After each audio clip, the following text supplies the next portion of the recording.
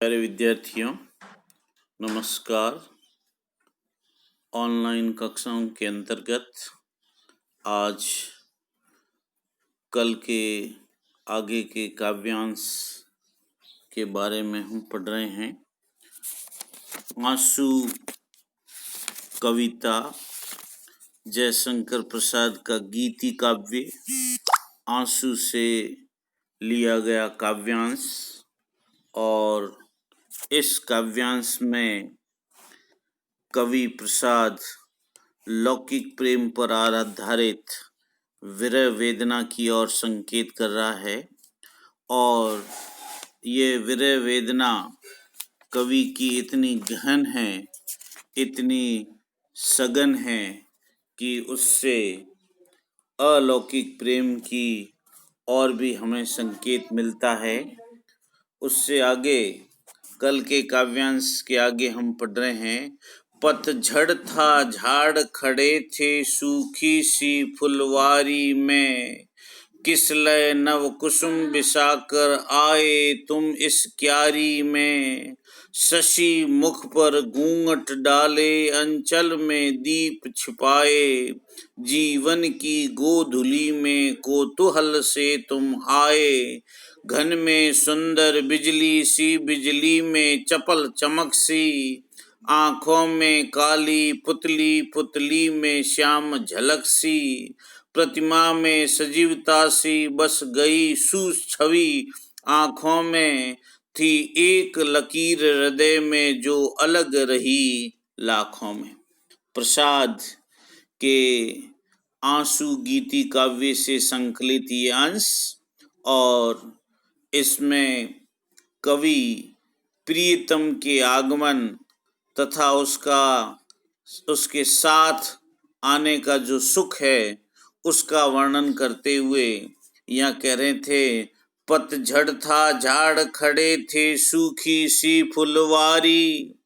कवि प्रसाद यहाँ कहते हैं कि प्रियतम के आने से पूर्व मेरा जीवन पतझड़ के समान था, अर्थात पतझड़ की तरह नीरस था। मेरे जीवन रूपी इस उपवन में झाड़ झंखाड़ खड़े थे। कहने का आशय यह है कि मेरे जीवन रूपी उपवन में शून्यता एवं नीरसता थी। सूखी सी फुलवारी में, मेरे इस जीवन में इस सारी फुलवारी मेरी सूखी हुई थी।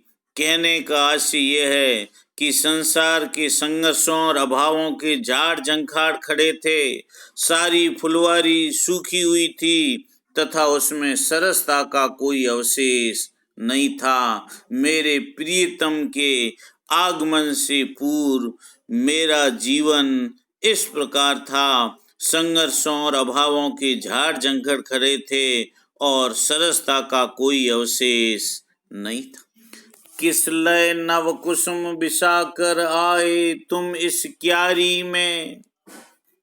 कवि प्रसाद लौकिक प्रेम की संरचना करते हुए कहते हैं कि तब प्रियतम ने आकर सूखे झाड़ों के स्थान पर सुकुमार पल्लवों वाले हरे भरे वृक्ष समूह एवं नवीन पुष्पों की महक से युक्त क्यारियों का उल्लास फैला दिया, यानी मेरे जीवन में महक और सुगंध फैला दी। कहने का आशय यह है कि मेरे इस नीरस जीवन एवं हृदय में सरसता एवं आनंद का संचार कर दिया। यहाँ प्रसाद ये कह रहे हैं कि प्रीतम के आगमन के साथ ही मेरे नीरस जीवन में सरसता और आनंद का वातावरण छा गया, चारों ओर खुशी ही खुशी हो गई। आगे कह रहे हैं, शशि मुख पर घूंघट डाले अंचल में दीप छिपाए, जीवन की गोधुली में कौतूहल से तुम आए। कवि पुनः यह संकेत करता है कि जिस प्रकार कोई चंद्रमुखी नारी अपने अंचल की ओट में संध्या होते ही दीपक जलाकर आलोक बिखेरती है, दीपक जलाकर प्रकाश बिखेरती है।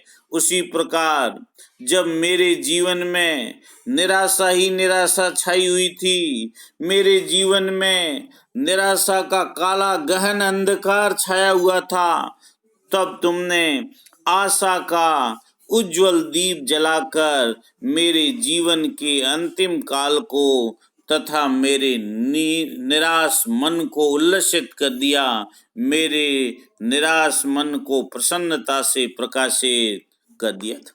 शशि मुख पर घूंघट डाले अंचल में दीप छिपाए, जीवन की गोधुली में कोतूहल से तुम आए।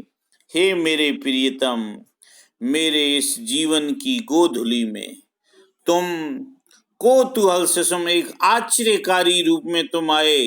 कहने का आशय यह है कि मेरे जीवन के अंतिम काल में मेरे निराश मन को प्रकाशित कर दिया। इस तरह तुम्हारा आकस्मिक और अप्रत्याशित रूप से आना मेरे लिए कौतूहल के समान बन गया। कौतूहल यानी अचरज स्वरूप बन गया। कवि के कहने का भाव यह है कि प्रियतम के आगमन से उस समय निराशा से ग्रस्त जीवन में आश्चर्य से युक्त आनंद का संचार होने लगा था, यानी आश्चर्य के साथ साथ आनंद का संचार होने लगा था। गन में सुंदर बिजली सी, बिजली में चपल चमक सी, घन में सुंदर बिजली सी, बिजली में चपल चमक सी, आंखों में काली पुतली, पुतली में श्याम झलक सी, प्रतिमा में सजीवता सी बस गई सुछवि आंखों में, थी एक लकीर हृदय में जो अलग रही लाखों में। प्रसाद के गीति काव्य आंसू से संकलित ये अंश कवि प्रसाद अपने प्रियतम के रूप सौंदर्य तथा उस प्रियतम की रूप की सुंदरता से उसके ऊपर पड़ने वाले प्रभाव के बारे में बताते हुए कहते हैं कि घन में सुंदर बिजली सी, जिस प्रकार काले बादलों के समूह में बिजली चमकती है और उस बिजली में चंचलता की चमक रहती है।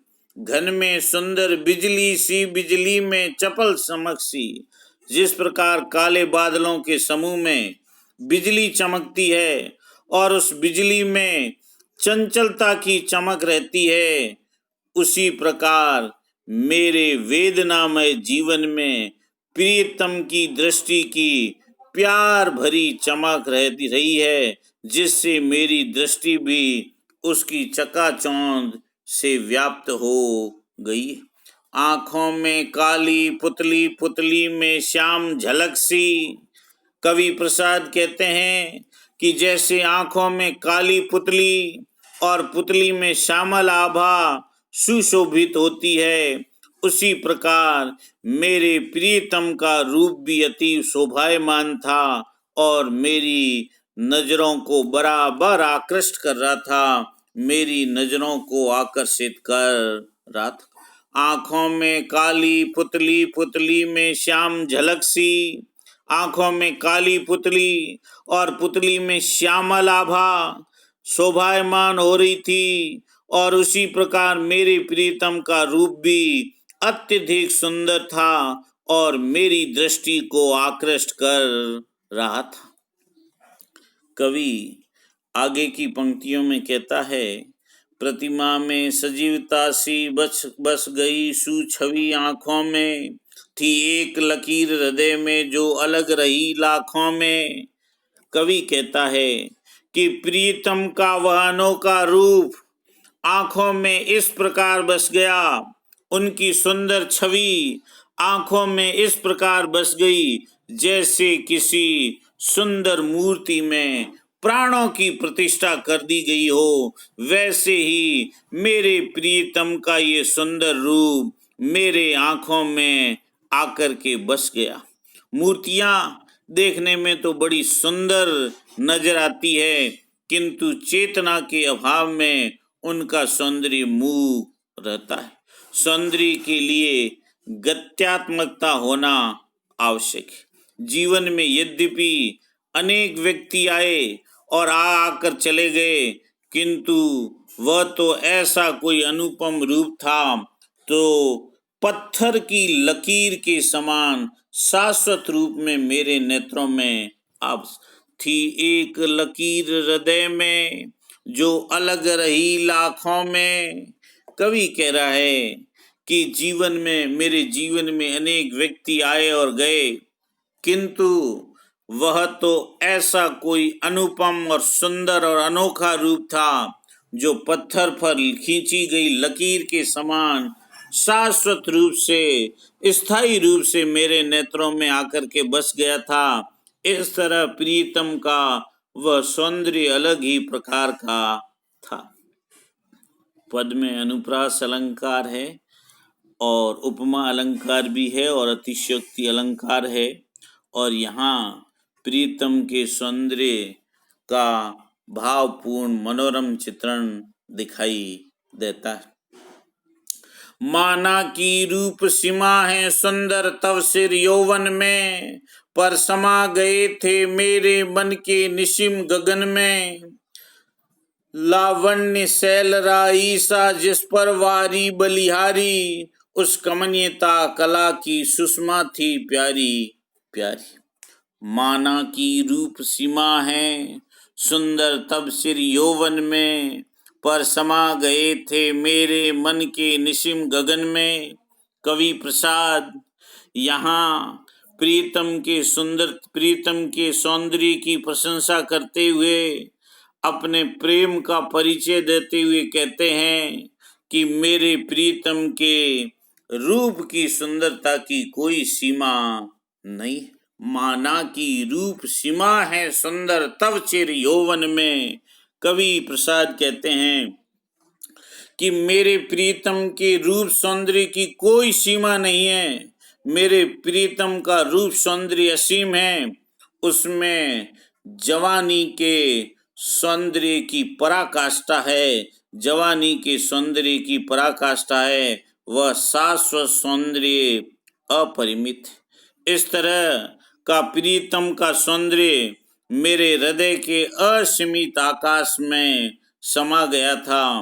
कहने का आशय यह है कि मेरा मन तो सीमित स्थान रखता है, परंतु प्रथम मिलन के समय मेरे प्रीतम का असीमित सौंदर्य उसमें समा गया।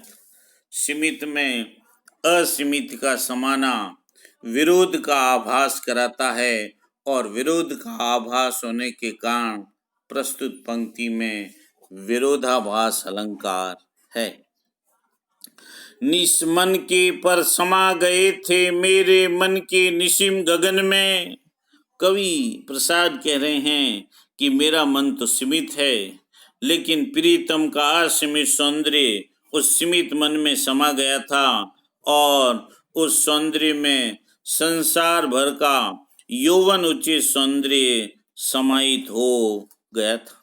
कवि आगे कह रहा है, लावण्य शैल राईसा जिस पर वारी बलिहारी, उस कमनीयता कला की सुषमा थी प्यारी प्यारी। कवि कहता है कि मेरे प्रीतम का सौंदर्य अतुल और अनुपम था। उसकी सुंदरता की शोभा अत्यंत प्यारी लगती थी। लावण्य शैल राईसा, लावण्य शैल राईसा, लावण्य यानी सुंदरता, उसकी सुंदरता। लावण्य शैल राईसा जिस पर वारी बलवारी बलिहारी, उसके लावण्य के सामने, उस प्रीतम के सौंदर्य के सामने, सौंदर्य का लावण्य के सामने सौंदर्य का पर्वत भी न्योछावर किया जा सकता था। यानी उस छोटी सी राई के समान छोटे से सौंदर्य के आगे पर्वत जैसा सौंदर्य भी न्योछावर किया जा सकता था। वह सौंदर्य का पर्वत प्रीतम की छवि के सामने राई के समान शूद्र था और तुच्छ प्रतीत होने लगता था। लावण्य शैल राई सा जिस पर वारी बलिहारी, उस कमनीयता कला की सुषमा थी प्यारी प्यारी। कवि प्रसाद यहाँ कहते हैं कि मेरे प्रीतम का सौंदर्य अनुपम था, उसकी सुंदरता की शोभा अत्यंत प्यारी और न्यारी थी। उसकी सुंदरता के सामने, उसके लावण्य के सामने सौंदर्य का पर्वत भी न्योछावर किया जा सकता था और वह सौंदर्य का पर्वत प्रीतम की छवि के समक्ष राई के समान शूद्र और तुच्छ प्रतीत होने लगता था। यहाँ लावण्य शैल के सम्मुख अन्य सौंदर्य को राई सा बताने से अतिशयोक्ति अलंकार है। इसके अलावा सीमित में असीमित सौंदर्य समाना विरोधाभास है और इसके अलावा वर्ण वृत्ति के कारण अनुप्रास अलंकार है और रूपक अलंकार भी है। बांधा था विधु को किसने इन काली जंजीरों से, फणी वाले फणियों का मुख क्यों भरा हुआ हीरों से। कवि प्रसाद कह रहे हैं कि प्रियतमा कि बांधा था विधु को किसने इन काली जंजीरों से। कवि प्रियतमा के मुख, केस और उसकी सिंदूरी मांग की शोभा का वर्णन करते हुए कहता है कि बांधा था विधु को किसने इन काली जंजीरों से। विधु चंद्रमा और कहते हैं कि इन काले केस रूपी जंजीरों से मुख रूपी चंद्रमा को किसने बांध लिया है। रूपक अलंकार। बांधा था विधु को किसने इन काली जंजीरों से। कवि कहता है कि इन काले केस रूपी जंजीरों से मुख रूपी चंद्रमा को किसने बांध लिया है, अर्थात प्रिया के बंधे हुए केसों की लटें काली जंजीरों के समान लगती है और इन काली लटों से घिरा हुआ मुख रूपी चंद्र मानो काली जंजीरों से बांध दिया गया। मणि वाले फणियों का मुख क्यों भरा हुआ हीरों से। ये काले केसों की लटें सांप है, ये काले केसों की लटें सांप के समान हैं और सांप को फणीधर कहा जाता है। प्रिया की मांग में हीरों की लड़ें शोभायमान हो रही है, इस कारण वे हीरे ऐसे लगते हैं मानो सांपों के मुख हीरों से भरे हुए। काली आंखों में कितनी यौवन के मद की लाली, मानिक मदिरा से भर दी किसने नीलम की प्याली। यहाँ प्रसाद कह रहे हैं कि प्रिया के काले नेत्रों में व्याप्त अनुराग की लालिमा का उल्लेख करते हुए कहता है कि प्रियतम के काले नेत्र अति सुंदर है। उनकी पुतलियों में अनुराग के लाल लाल डोरे यौवन के मद की लालिमा को प्रकट कर रहे। काली आंखों में कितनी यौवन के मद की लाली, मानिक मदिरा से भर दी किसने नीलम की प्याली। कवि यहाँ कह रहा है कि प्रीतम के काले नेत्र अत्यधिक सुंदर है। उनकी पुतलियों में अनुराग के प्रेम के लाल लाल डोरे यौवन के मद की लालिमा को प्रकट कर रहे हैं और ऐसा लगता है कि किसी ने नीलम पत्थर से बनी प्याली में माणिक के समान लाल रंग की मदिरा भर दी।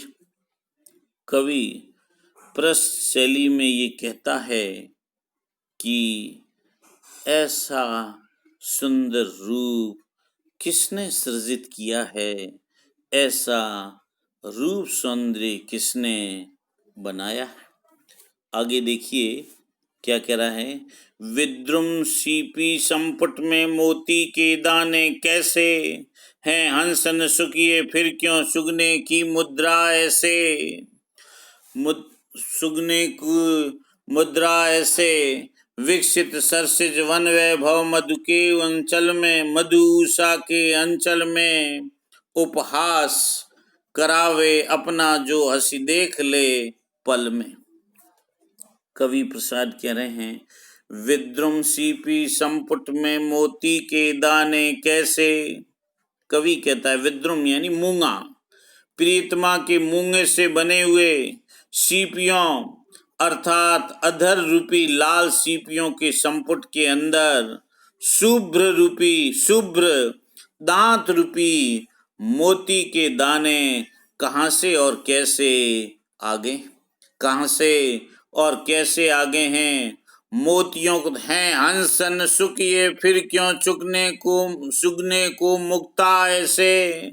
मोतियों को तो केवल हंस ही चुगता है, परंतु यहाँ तो नासिका रूपी तोता बैठा हुआ है, वह इन मुक्ताओं को कैसे चुग सकता है, वह इन मुक्ताओं को कैसे चुग सकता है। अर्थात नासिका रूपी तोता इन्हें नहीं चुग सकता, इसी कारण ये दांत रूपी मोती खूब चमक रहे। विकसित सरसिज वन वैभव मधु उषा के अंचल में उपहास करावे अपना जो हंसी देख ले पल में। कवि प्रसाद कह रहे हैं प्रिया के मधुर हंसी का वर्णन करते हुए कहता है कि प्रियतमा के मधुर हंसने में उल्लास और मधुरता है। विकसित सरसिज वन वैभव मधु उषा के अंचल में उपहास करावे अपना जो हंसी देख ले पल में, यानी प्रीतमा के मधुर हास्य में उल्लास और मधुरता है। प्रभात काल की वेला में भीगे सौरभ से युक्त कमल के पुष्प समूह में भी वह विकास और सुंदरता ढूंढने पर भी नहीं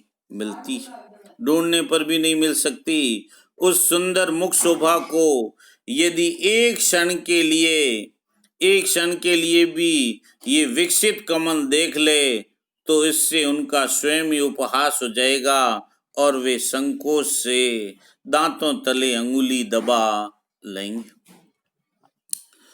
मुख कमल समीप सजे थे दो किसले के पुर इनके, जल बिंदु सदृश ठहरे कब उन कानों में दुख किनके। कवि वर्णन करता है कि मुख कमल समीप सजे थे दो किसले से पुरिन के, जल बिंदु सदृश ठहरे कब उन कानों में दुख किनके। कवि वर्णन करता है कि प्रिया के मुख कमल के निकट ही कमल के सुंदर पत्तों के समान ही दो कानों के समान सुशोभित हो रहे थे। कवि प्रसाद कहते हैं कि प्रिया के मुख कमल के निकट ही कमल के सुकोमल पत्तों के समान ही दोनों कान शोभायमान हो रहे थे, और वे कान इतने सुकुमार और सुंदर है कि उसमें कभी किसी दुखी व्यक्ति की वेदना के स्वर उसी प्रकार नहीं ठहर पाते जिस प्रकार कमल पत्तों के ऊपर जल के बिंदु ठहर नहीं पाते हैं, वैसे ही उसके कानों में वेदना के स्वर सुनाई नहीं देते। कहने का आशय यह है कि प्रिया का स्वभाव इतना संवेदनशील है कि वह कभी किसी के दुख दर्द की बात को सुनना भी नहीं चाहता। संचला स्नान कर आवे चंद्रिका पर्व में जैसी, उस पावन तन की शोभा आलोक मधुर थी ऐसी। छलना थी तब भी मेरा उसमें विश्वास घना था, उस माया की छाया में कुछ सच्चा स्वयं बना था। कवि प्रसाद कह रहे हैं कि जिस प्रकार संचल बिजली चांदनी के सरोवर में स्नान कर लेने पर सुशोभित होती। संचला स्नान कर आवे, जिस प्रकार संचला का आशय यहाँ बिजली से है, जिस प्रकार संचल बिजली चांदनी के सरोवर में स्नान कर लेने पर सुशोभित होती है, उसी तरह प्रियतमा के पवित्र शरीर के सौंदर्य का मधुर आलोक बिखर रहा था।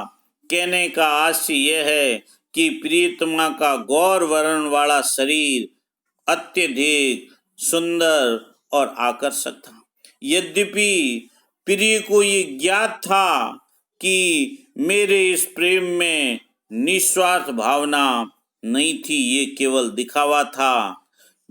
यद्यपि प्रिय को ये ज्ञात था, छलना थी, तब भी मेरा उसमें विश्वास घना था। उस माया की छाया में कुछ सच्चा स्वयं बना था। कवि यहाँ कह रहे हैं कि यद्यपि प्रिय को ये ज्ञात था कि मेरे इस प्रेम में निस्वार्थ भावना नहीं थी, ये केवल दिखावा था, फिर भी उसे पूरा विश्वास था। इस कारण उस दिखावे या छल के आकर्षण में फिर भी उस दिखावे इस कारण उस दिखावे या छल के आकर्षण में इतना सत्य था कि उसके भ्रम में मुझे पड़ना ही पड़ा। कहने का भाव यह है कि छलना की माया में भी यथार्थ का पूरा आभास होने से प्रिया का प्रेम सहर्ष स्वीकार्य था। इस तरीके से उन्होंने प्रिया के सुंदर स्वरूप का वर्णन किया है। प्रियतमा का आकर्षण भी इसी कारण प्रेमी की चेतना को आवृत कर लेता है। प्रस्तुत पद्यांश में उपमा अलंकार भी है, विरोधाभास भी है और मानवीकरण भी है, और इसमें प्रेमिका के रूप सौंदर्य का भी वर्णन किया गया है। धन्यवाद।